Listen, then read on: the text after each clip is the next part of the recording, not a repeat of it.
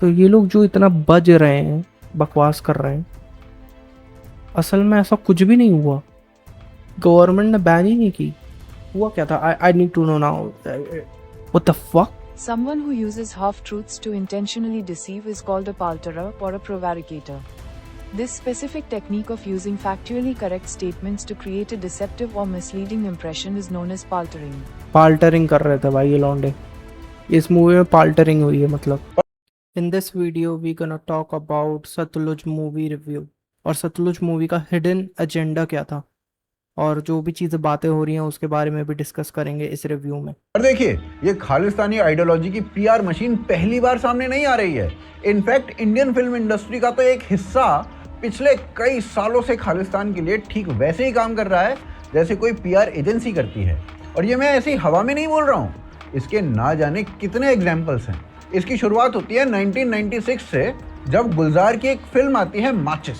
Film में आतंकी बनना एक मजबूरी की तरह दिखाया गया, और इस सब के बाद विलन किसको बना दिया गया? वर्दी को।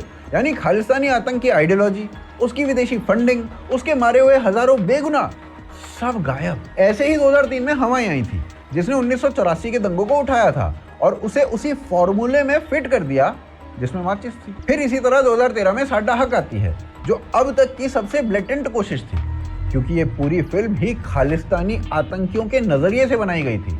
इसके बाद 2014 में पंजाब 1984 आई थी, और मजेदार बात देखिए कि इस फिल्म का हीरो वो भी दिलजीत दोसांझ ही था। मतलब सतलुज इन भाई साहब का इस लेन में दूसरा प्रोजेक्ट है।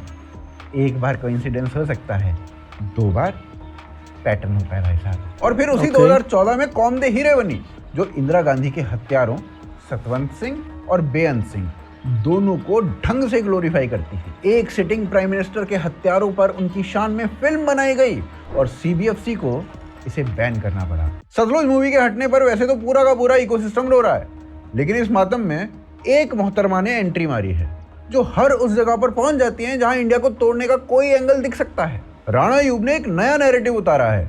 उनका कहना है कि देखो इस देश की हिपोक्रेसी, रणवीर सिंह का जस्सी इनके लिए गुड सिख है, और दिलजीत का जसवंत सिंह खालरा एक बुरा सिख है। मतलब मैसेज ये दिया जा रहा है कि धुरंधर में जसकिरत सो कॉल्ड सरकार के तलवे चाटता है, इसलिए लोग उसे सपोर्ट कर रहे हैं। लेकिन वहीं सतलुज में वो सरकार के खिलाफ खड़ा है, इसलिए लोग उसे बुरा बोल रहे हैं। कोई लिख रहा है कि धुरंधर जैसी प्रोपेगेंडा मूवी को सपोर्ट मिलता है, लेकिन सतलुज जैसी फिल्म को हटा दिया जाता है। एक लाइन में बोलें तो पूरी मुहिम यही है कि जसकिरत को प्रोपेगेंडा साबित करो और खालरा को हीरो बनाओ। अब देखो, ये बात सरफेस लेवल पर ना बहुत बचकाना लगती है, लेकिन अंदर से उतनी ही खतरनाक एजेंडा लेके बैठी हुई है। देखिए, धुरंधर में जो जसकिरत का कैरेक्टर है, वो एक ऐसे आम सिक्का है जो अपने देश के लिए अपना परिवार, अपनी आइडेंटिटी, अपनी पूरी जिंदगी छोड़ देता है, और अपने लोगों को बचाने के लिए वो किसी भी एक्सट्रीम तक जा सकता है। वो खालिस्तानियों से सख्त नफरत करता है, और इसीलिए उसने अपने बचपन के दोस्त को भी मार दिया था, क्योंकि वो खालिस्तानी बन चुका था, गलती से मारा अपने था, ही देश को तोड़ना चाह रहा था। वहीं दूसरी तरफ सतलुज में दिलजीत जिस खालरा के कैरेक्टर को कर रहा है, वो असल जिंदगी में आउटराइटली खालिस्तानी सिंपैथाइजर और एंटी हिंदू था। असल च बाबरी मस्जिद का शहीद होना हिंदुस्तान दे सो कॉल्ड सैकुलरिज्म दा मस्जिद का शहीद होना, वो मस्जिद आई कहाँ से वहाँ पे? मरना सीगा। ਤੇ ਉਸ ਤੋਂ ਬਾਅਦ ਜੋ ਕੁਝ ਵਾਪਰ ਰਿਹਾ ਹੈ, ਇਹ ਸਭੈਕੀ ਆ ਕਿ ਹੁਣ ਉਹ ਜਿਹੜਾ ਰਾਮ ਰਾਜ ਸੈਕੂਲਰਿਜ਼ਮ ਦੇ ਨਾਂ ਦਾ ਪਰਦਾ ਪਾਈ ਬੈਠਾ ਸੀ, ਉਹ ਪਰਦਾ ਸ੍ਰੀ ਅਕਾਲ ਤਖਤ ਸਾਹਿਬ ਦੇ ਉੱਤੇ ਗੋਲਾਬਾਰੀ ਹੋਣ ਤੇ ਜਾਂ ਬਾਬਰੀ मस्जिद सी अकाल तख्त पे जो इंदिरा गांधी ने चढ़वाया था टैंक और गोला मतलब लिटरली टेम्पल को हार्म किया था, तोड़ा था गोला दाग के। Was it bad thing? It was. कोई भी इसमें मना नहीं कर रहा कि ये चीज़ गलत नहीं थी, सब कह रहे थे कि ये चीज़ गलत है, ठीक है। बट जो ये खालिस्तानी कर रहे थे, क्या वो सही था? ये कोई बता ही नहीं रहा कि क्या कर रहे थे। ये सबको पता है क्या कर रहे थे ये। लेट्स सी कि इस वीडियो में बताते हैं कि नहीं। और वो एक ऐसा प्रोपेगेंडिस्ट था जिसने अपना एजेंडा चलाने के लिए ना फेक नंबर्स भी कोट किए थे। जब वो खुद Punjab and Haryana high court पहुंचा तो अपने ही दावे का एविडेंस नहीं दे पाया, और कोर्ट ने उसकी petition Kalra also alleged that the 100 reported missing by the police were cremated in Amritsar, Taran Taran and Pati. He claimed that in 1992 alone 300 unclaimed bodies were brought to the Durgayan Mandir cremation ground in Amritsar by the police. Of these, 188 were declared unidentified. Moreover, no reason was recorded for cause of death of 259 of them, while no post-mortem was conducted on 278 bodies. Kalra report, however, has been specified and arrived at 25,000 figure are based on extrapolation. Okay. Court direct नहीं बोल रही है कि ये गलत numbers थे. Court ये बोल रही है कि ये नंबर्स ओरिजिनली डिराइव्ड सिर्फ सोच के बेसिस पे हैं, इनके पीछे कोई फैक्चुअल बैकिंग नहीं है. ओके को वेग बोलकर डिसमिस कर दिया. अभी जो तो किरदार है ना, इनमें फर्क उतना ही है जितना एपीजे अब्दुल कलाम और अजमल कसाब में था. अब देखो, भारत देश ना देशभक्त और आतंकी में फर्क करना जानता है.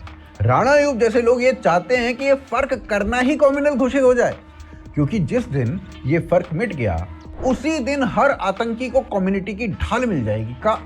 Okay, so it was informative video but not that informative the level of information I would really wanted. हाँ, ये तो सबको पता है कि ये कंट्रोवर्शियल मूवी है. और should I watch this video first? Let me just watch this video first. 3 जुलाई को ZEE5 पर एक मूवी आई जिसका नाम था सतलुज, और 2 दिन बाद वो प्लेटफॉर्म से गायब हो गई. बस फिर क्या था, पूरे लिबरल इकोसिस्टम में ऐसा मातम छा गया जैसे किसी ने उनके घर का वाईफाई काट दिया. फ्रीडम ऑफ स्पीच खत्म हो गई. आर्टिस्ट की आवाज You know what? I have to agree क्योंकि सतलुज जो थी, चाहे वो किसी के ऊपर भी क्यों ना हो, चाहे उसमें वो किसी पे भी एक्टिंग क्यों ना कर रहा हो, अनलेस कि कोई वैलिड रीजन था उस मूवी को हटाने का, other than the propaganda and everything else, I think उसको रहने देना चाहिए था भाई ऑनलाइन OTT प्लेटफॉर्म पे. गई, फासिज्म आ गया. So let's see कि क्या हुआ था, बिकॉज उसको हटाया तो भाई गवर्नमेंट का ही नाम हो.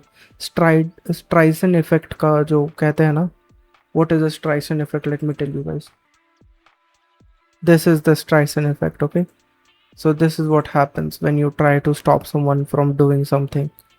ओके, सो अगर गवर्नमेंट ने जानबूझ के इंटरवीन करके इसको हटाया है, then they did a wrong thing. उन्होंने अपने पैर पे कुल्हाड़ी मार दी. कि कुछ न्यूट्रल इंटेलेक्चुअल्स भी बहने लग गए कि भाई देखो ये क्या हो रहा है. लेकिन इस पूरे रोने धोने में जो सबसे बेसिक फैक्ट है वो कोई नहीं बता रहा है. सतलुज पर Please read the pinned comment to know what government actually did. Okay, we will go to the comments then. Let's go to the comments. Read more. What the government actually did. The directive. The central government did not pass a formal legislative or judicial ban on the film. The Ministry of Information and Broadcasting (MIB) sent a direct administrative order to ZEE5. The legal tool. The government invoked Section 69A of IT Act and the IT Rule 2021, citing national security concern. The command under these rules, streaming platform has an obligation to comply with the state directive regarding content that could threaten public order or security. The center explicitly ordered to remove the film from its Indian server within 48 hours. Okay, तो government ने ban नहीं किया, but the ministry जो Ministry of Broadcasting Information है, again it goes on grey territory क्योंकि government के अंदर ही आता है, बट ये डायरेक्टली कंट्रोल नहीं है. Let us see, is this directly controlled under government और not? Yes, the military is a central government ministry in India. It operate in direct control of union government serving as official face of communion state. Okay, what the hell is the union government? Directly to the union government and prime minister's cabinet. Okay, so ये government के direct control के अंदर आता है. Again it's a grey area man. Government ने इसे जानबूझ के बैन कराया है. Okay, now let me ask some more things. Do they need solid proof, or they can just ban any movie? Sovereignty and integrity of India, security of state, friendly relationship with foreign nation, public order, defamation or increment of offense. ठीक है, मैं ban of the movie को support करूंगा अगर वो इन 5 बताई हुई चीज़ें फॉलो नहीं करती है तो. ठीक है, ये इनमें से किसी भी 5 चीज़ों में से किसी भी चीज़ को वो एक्सप्लिसिटली तोड़ती है तो. अनलेस ये 5 चीज़ों में से कुछ भी एक चीज़ वो, अगर ये पांचों चीज़ वो नहीं कर रही है सतलुज, और फिर भी उसे बैन किया गया है, तो मैं इस बैन के बहुत खिलाफ हूँ। लेकिन अगर इन 5 चीज़ों में से किसी को भी उसने तोड़ा है, then I think I will support the ban. Let's see the movie review and see are they doing any of these things. कोई गवर्नमेंट का बैन लगा ही नहीं है। Does CPFC control OTT platforms? तो इन मादर चौधों ने खुद ही हटा दिया क्या? क्योंकि अगर ये सब भी कैंसिल कर रहे होंगे तो oh my god, no fucking way. तो ये लोग जो इतना बज रहे हैं, बकवास कर रहे हैं, असल में ऐसा कुछ भी नहीं हुआ। गवर्नमेंट ने बैन ही नहीं की। हुआ क्या था? I need to know now. What the fuck? Oh my god. तो मतलब सीबीएफसी के रूल इन पे लगते ही नहीं है और इन्होंने खुद ही से हटा दिया। अगर ये मूवी चाहे इन चीज़ों को भी कर रही होगी और इसके बाद इस पे बैन लगा होगा, I can understand that, but OTT पे तो ये होने चाहिए थे फिर भी। भाई साहब, what the fuck? Content regulate करना होता है। अब रिलीज के बाद जब कंप्लेंट्स और प्रेशर आया तो ZEE5 ने अपने उसी सेल्फ रेगुलेशन में खुद मूवी हटा ली ताकि लीगल पछड़े में ना फंसे। मतलब सेंसर बोर्ड को बाईपास करने के लिए जो शॉर्टकट इन्होंने खुद चुना था, मूवी उसी शॉर्टकट के रूल से हटी है। इसमें फासिज्म कहां से आ गया भाई? खैर, एक सेकंड के लिए हम इन सबकी सबसे बड़ी दलील पर एग्री भी कर लेते हैं कि फ्रीडम ऑफ स्पीच होनी चाहिए, बिल्कुल होनी चाहिए। मूवी बनाओ, अनकंफर्टेबल सवाल पूछो, सरकार को कटघरे में खड़ा करो, सब कुछ ठीक है। लेकिन फ्रीडम ऑफ स्पीच का मतलब प्रोपेगेंडा फैलाने का लाइसेंस नहीं होता है, और अगर आप ऐसा करोगे तो सामने से काउंटर भी आएगा। एंड सतलुज का असली प्रॉब्लम यही है, पर उसे समझने के लिए पहले ये देखना होगा कि मूवी दिखाती क्या है। तो भाई साहब, सबसे पहले मूवी की कहानी समझ लीजिए कि ये मामला क्या हुआ है। 1980s का पंजाब याद कीजिए, भिंडरानवाले का उदय, operation blue star, Indira Gandhi की हत्या, और उसके बाद पूरा पंजाब खालिस्तानी आतंक की आग में झोंक दिया गया। बसें रोक रोक कर हिंदुओं को मारा जा रहा था, नेताओं को उड़ाया जा रहा था, और पुलिस वालों के परिवारों तक को निशाना बनाया जा रहा था। और जब ये सब कुछ सालों तक चलता रहा तो जवाब में केपीएस गिल की मेरे पापा ने बताया था ये। मेरे पापा उस समय आर्मी में थे और मेरे पापा बताते थे कि ये सब चीज़ होती थी और बहुत बुरी तरीके से होती थी। लोग भाई पंजाब छोड़ छोड़ के भाग रहे थे। लाइक अगर आपके परिवार में, सरदार के परिवार में किसी जाट से शादी कर ली या फिर सिख को छोड़ के अगर किसी और से शादी भी की है तो उसको भी मार दे रहे थे भाई। इट वॉज बैड पंजाब में तो। और इनको हीरो की तरह भी माना जाता है एक तरीके से, पंजाब को साफ करने में और ये सब को रुकवाने में इनका बहुत बड़ा हाथ था, खालिस्तानियों को हराने में। आतंक के खिलाफ वो ऑपरेशन चलाया जिसने आखिरकार मिलिटेंसी को पंजाब के अंदर खत्म किया। लेकिन इस लड़ाई का एक डार्क साइड भी था। पंजाब पुलिस पर आरोप लगे कि उसने हजारों नौजवानों को शक के आधार पर उठाया है, फेक एनकाउंटर्स में मारा है और लाशों को लावारिस बताकर चुपचाप जला दिया है। और इसी पॉइंट पर एंट्री होती है जसवंत सिंह खालरा की, जो कि अमृतसर में एक बैंक का डायरेक्टर था। 1990s की शुरुआत में जब उसके कुछ साथी गायब हुए तो उसने क्रिमेशन ग्राउंड्स के रिकॉर्ड खंगालने शुरू किए और लकड़ी खरीदने की रसीदों से ये निकाला कि पुलिस ने हजारों लाशें लावारिस बताकर जला दी हैं। उसने ये दावा देश विदेशों में उछाला, कनाडा तक जाकर बोला कि पंजाब पुलिस ने 25,000 लोग मार दिए हैं। 1995 में पंजाब पुलिस ने उसे उसके घर के बाहर से उठा लिया, इलीगल कस्टडी में टॉर्चर किया और मार डाला। और इस कांड के बाद 6 पुलिस वाले कन्विक्टेड हुए और वो उम्र कैद की सजा काट रहे हैं। ये मूवी तो ये असल में हुई थी और जिन लोगों ने किया था उन्हें पकड़ के सजा भी दे दी गई है। ओके एक्जैक्टली यही कहानी दिखाती है जिसमें खालरा एक संत आदमी है, एक अकेला मसीहा जो जालिम पुलिस के खिलाफ खड़ा हुआ है, और केपीएस गिल की पंजाब पुलिस एक खूनी मशीन है जो बेगुनाह सिखों को मारकर जला रही है। लेकिन ग्राउंड पर जो रिकॉर्ड्स हैं वो इस फिल्मी कहानी से अलग की कुछ कहानी बताते हैं। पहली बात ये कि खालरा कोई न्यूट्रल एक्टिविस्ट नहीं था, वो शिरोमणि अकाली दल के ह्यूमन राइट्स विंग का जनरल सेक्रेटरी था और साथ ही साथ वो एक खालिस्तानी सिंपैथाइजर था। संत जरनैल ਸਿੰਘ ਭਿੰਡਰਾਂਵਾਲਾ ਇਸ ਸਦੀ ਦੇ ਵਿੱਚ ਉਹਨਾਂ ਹੀ ਕੌਮੀ हीरो ਜਿਹੜੇ ਕਿ अब जो ये 25,000 मौत का जो नंबर इस पूरी मूवी की बुनियाद है, वही नंबर सबसे बड़ा झूठ है। खालरा ने जब खुद पंजाब और हरियाणा हाई कोर्ट में पिटीशन डाली थी तो उसमें भी वो इस दावे का एविडेंस नहीं दे पाया था और कोर्ट ने Oh, उसकी wow. पिटीशन को वेग बोलकर डिसमिस कर दिया था। बाद में सीबीआई ने जांच की थी तो अमृतसर डिस्ट्रिक्ट में 2097 इलीगल क्रिमिशंस कंफर्म्ड हुए थे। अब देखिए 2097 भी अपने आप में एक सीरियस आंकड़ा है, हम उसे छोटा नहीं कह रहे हैं, सही बात है। लेकिन 2097 और 25,000 में 12 गुना का फर्क होता है। 2097 को 25,000 बताना जर्नलिज्म नहीं होता है, एक्टिविज्म भी नहीं होता है, प्रोपेगेंडा होता है। तीसरी बात, और यहाँ हम वो करेंगे जो प्रोपेगेंडा वाले कभी नहीं करते हैं, यानी कि पूरा सच बोलेंगे। खालरा को पंजाब पुलिस ने 1995 में उठाया, इलीगल कस्टडी में रखा, टॉर्चर किया और मार डाला। 6 पुलिस वाले कन्विक्टेड हुए और उम्र कैद की सजा काट रहे हैं। सुप्रीम कोर्ट ने पुलिस वालों की इन हरकतों को खुलकर लताड़ा था। लेकिन जिस दौर की ये कहानी है, उस दौर का पूरा हिसाब खोलने पर मूवी की नंगी सच्चाई सामने आ जाती है। केपीएस गिल और पंजाब पुलिस के अपने रिकॉर्ड्स के हिसाब से पंजाब मिलिटेंसी में कुल 21,469 लोग मारे गए थे। इनमें से करीब 11,700 आम सिविलियंस थे। 21,000 में से करीब 11,700 आम सिविलियंस थे जिन्हें खालिस्तानी आतंकवादियों ने मार दिया था, और इन सिविलियंस में करीब 4,500 4,500 हिंदू थे।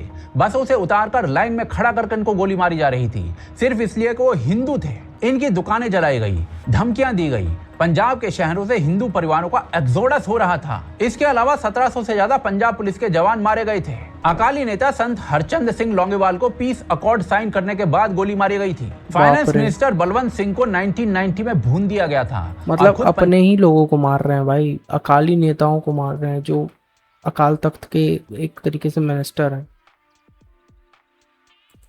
पंजाब के चीफ मिनिस्टर बेअंत सिंह को 1995 में सुसाइड बॉम्बिंग में उड़ा दिया गया था। अब आप खुद बताइए कि सतलुज में ये सब कहां पर है? 4500 मरे हुए हिंदुओं का एक भी सीन है? बस ओह माय गॉड, तो इन्होंने दूसरे पार्ट को बताया ही नहीं है मूवी के अंदर, बस एक single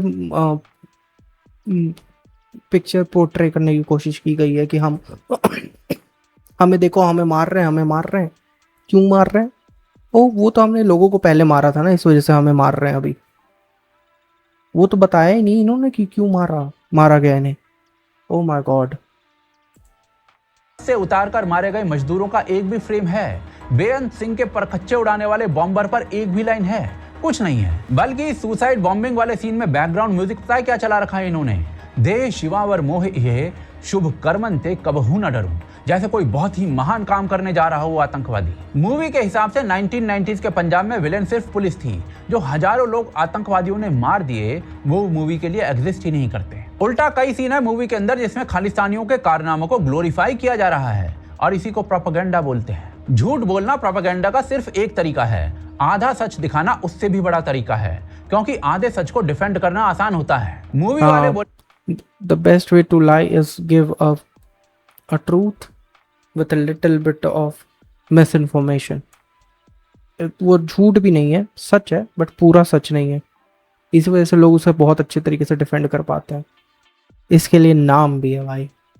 Someone who uses half-truths to intentionally deceive is called a palterer or a prevaricator. This specific technique of using factually correct statements to create a deceptive or misleading impression is known as paltering. पाल्टरिंग कर रहे थे भाई ये लौंडे, इस movie में पाल्टरिंग हुई है। मतलब बोलेंगे कि जो दिखाया है वो तो सच है, और हम उनसे पूछेंगे कि भाई जो तुमने छुपाया है वो कौन दिखाएगा? तुम्हारा बाप दिखाएगा। मूवी बनाने की आज़ादी होनी चाहिए, पर उस मूवी का जो प्रोपेगेंडा है उसकी पोल खोलने की भी आज़ादी होनी चाहिए, क्योंकि फ्रीडम ऑफ स्पीच जो है वो वन वे स्ट्रीट नहीं है। सतलुज को बैन करने की कोई जरूरत नहीं है, उसे एक्सपोज करने की जरूरत है, जो आज नहीं। सच बात बोल रहा है भाई, देखने दो सबको, और देखने दो उसके बाद गाली दो इनको, ठीक है? The best way to make sure somebody doesn't lie is to tell the truth louder than the lies. अगर कोई झूठ बोल रहा है तुम्हारे सामने या आधा सच बोल रहा है तो उसके मुंह पे जाके पूरा सच बोलो, ठीक है? इस मूवी को बैन करके इन्होंने इस मूवी को ग्लोरीफाई कर दिया, मार्टर बना दिया भाई इनको, जीसस क्राइस्ट बना दिया मूवी का। एंड अब इसके ऊपर से बैन हटाना चाहिए या फिर इसको, लेकिन भाई इन्होंने तो बैन ही नहीं किया। द क्रेजी पार्ट इज कि they didn't ban it. Satluj को खुद ही सेल्फ रेगुलेट करके हटा दिया गया। तो it is so much bigger than anybody can think of bro, क्योंकि एज वी नो CBFC के कंट्रोल में OTT प्लेटफॉर्म्स आते ही नहीं है, उन्होंने खुद ही से इसको हटाया है भाई। So this is like a way bigger game than anybody can think of. It's like they wanted it to become a martyr. भाई प्रोपागेंडा के अंदर प्रोपागेंडा या फिर कॉन्स्पिरेसी हो रही है, क्रेजी।